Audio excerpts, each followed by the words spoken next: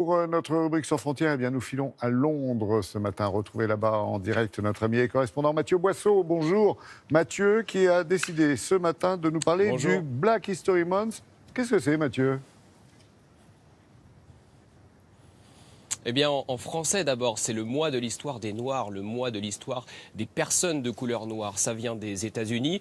En France, c'est en train de se développer. Et au Royaume-Uni, ça existe depuis les années 80. L'idée, c'est à chaque mois d'octobre d'organiser des événements qui saluent la contribution des personnes de couleur noire venues d'Afrique ou des Caraïbes à la construction du Royaume-Uni, dans tous les domaines d'ailleurs, les sciences, la politique, la culture, le sport ou la lutte pour les droits civiques. C'est aussi un moment pour se souvenir de périodes bien plus sombres de l'histoire.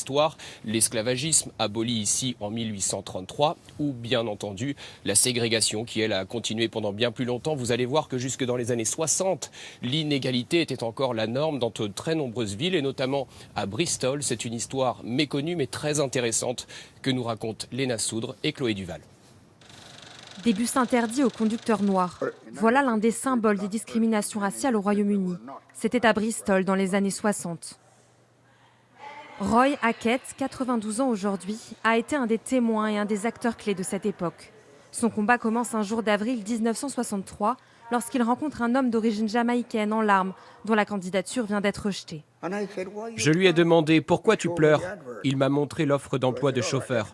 J'ai demandé à la responsable « Pourquoi ne pas dire publiquement que c'est une annonce pour blancs uniquement ?» Parce que lui, il postule et vous ne lui apprendrez pas à conduire. En fait, vous ne voulez pas de conducteur noir. Indigné, Roy Hackett lance alors un boycott des bus de la ville. Très vite, des milliers d'habitants se joignent à lui, blancs, noirs, sans distinction de couleur. Après 4 mois de contestation, le 28 août 1963, la compagnie de bus capitule. Plus de discrimination raciale à l'embauche. Un souvenir inoubliable pour ceux qui se sont battus, d'autant que ce jour-là, de l'autre côté de l'Atlantique, Martin Luther King prononce son célèbre discours. I have a dream. Ce jour-là, on écoutait le grand Martin Luther King. C'était une coïncidence que ce soit le même jour. C'était magnifique. On a senti qu'on franchissait une étape.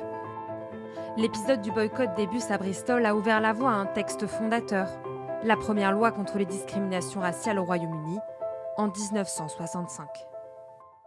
Mathieu, dites-nous ce qui reste de ce passé houleux et plutôt honteux. Bien, il en reste beaucoup plus qu'on ne le croit parce qu'à travers le Royaume-Uni, des noms de rues ou des statues saluent encore la mémoire de personnes qui ont participé activement au commerce des esclaves au XVIe, XVIIe, XVIIIe siècle.